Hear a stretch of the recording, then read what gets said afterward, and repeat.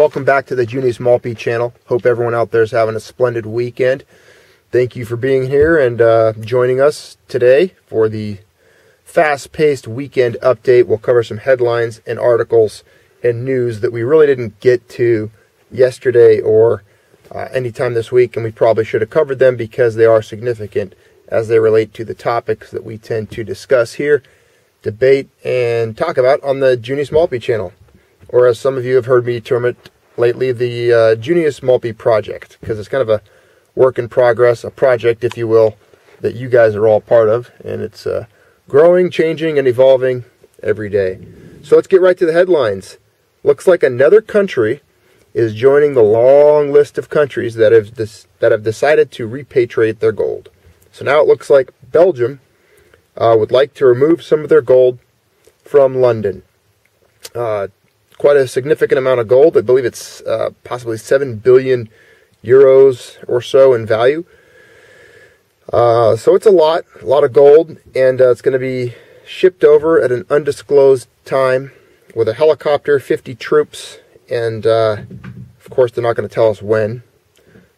For you wouldn't want to risk having hijackers or Somali pirates try to steal that gold. Not that they would, because as you all know, gold really is a useless, barbarous relic, and they should probably just sink it in the English Channel. Anyways, so it looks like Belgium's been paying 280,000, and I think that's euros, could be pounds, 280,000 a year in storage fees. Can you imagine that? What a ripoff. And they've been doing this since the 30s, when they thought it would get taken by the Germans, the Nazi Party. So for a long time they've been paying that money. I think they should have probably asked for their gold back a little sooner. Maybe at least a year or two ago, or 10. But that would have saved them quite a bit of money, and they would have also had the comfort of holding their physical gold there in their country and not having the Brits having it. Because as you all know, the British have sold a lot of gold in the past decade or two. And you wouldn't want to get it mixed up when they were in the middle of selling their gold to decide to possibly accidentally sell some of Belgium's gold as well. But I doubt that happened. If it did, Belgium might end up being a little upset.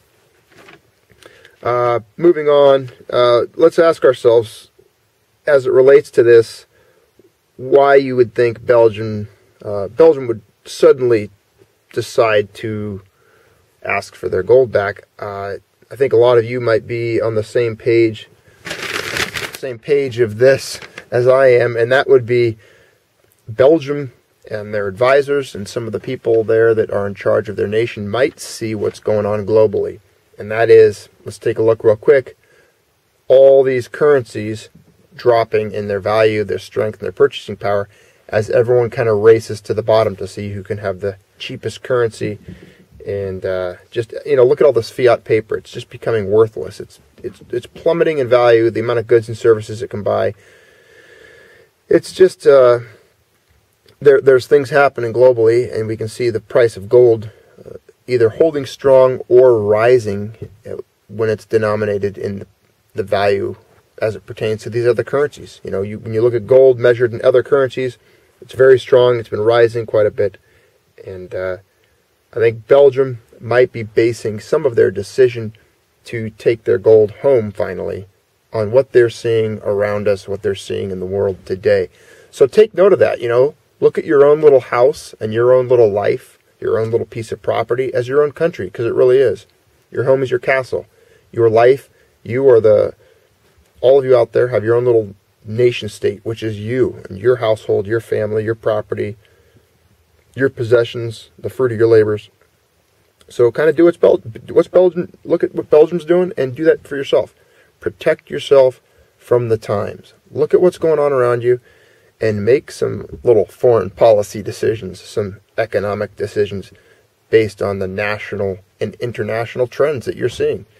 I think it'd be a good idea for all of you out there to repatriate your gold.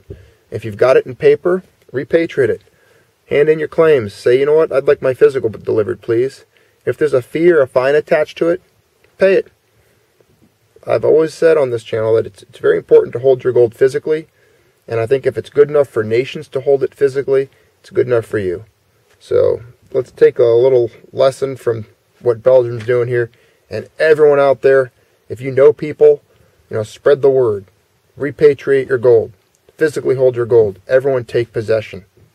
And while you're at it, go buy some more for me. So there you go. That's the lecture for today. Saturday sermon. Arizona. Now this happened once before, so we'll see how far it goes. But it looks like they're moving to make gold and silver legal tender, like it used to be back when we had a free country, a free nation, when gold and silver were legal tender, and they actually were just tender. They were currency. They were money.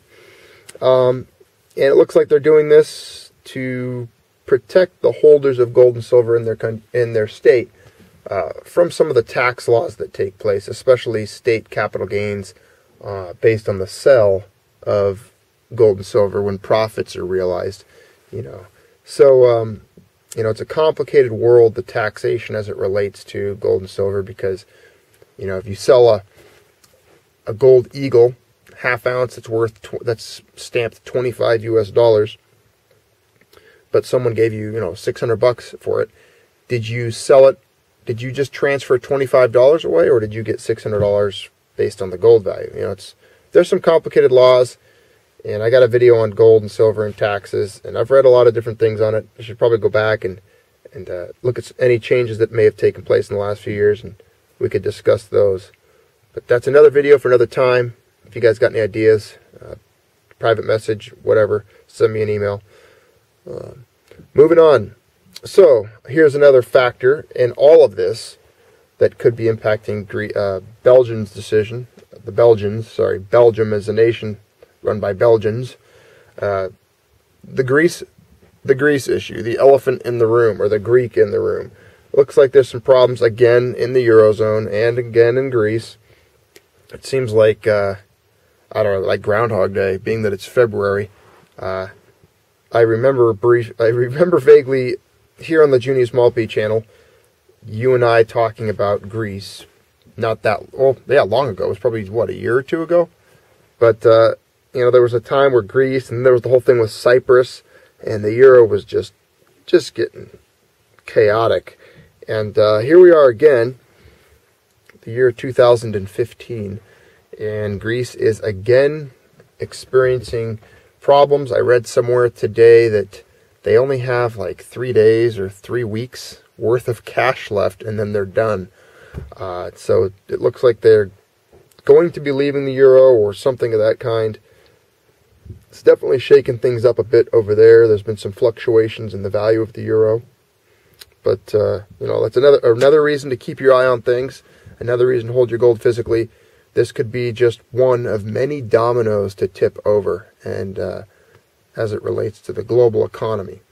So you got one, if Greece tips, and then you got to look at all these other little hot spots. You've got what's going on in the Ukraine with Russia. You've got the whole situation with the Middle East happening. The world's just, it's in a state of chaos. So, alrighty, keep your eye on the ball. Keep stacking. If you've got your gold and silver, you're doing all right. Stay out of debt. And as always, keep doing good deeds and being a good person overall. It's just the way to go. So do your best. And thanks for being part of the channel. Pop your comments below. Thanks for being part of the weekend update here on the Junius Malpe channel.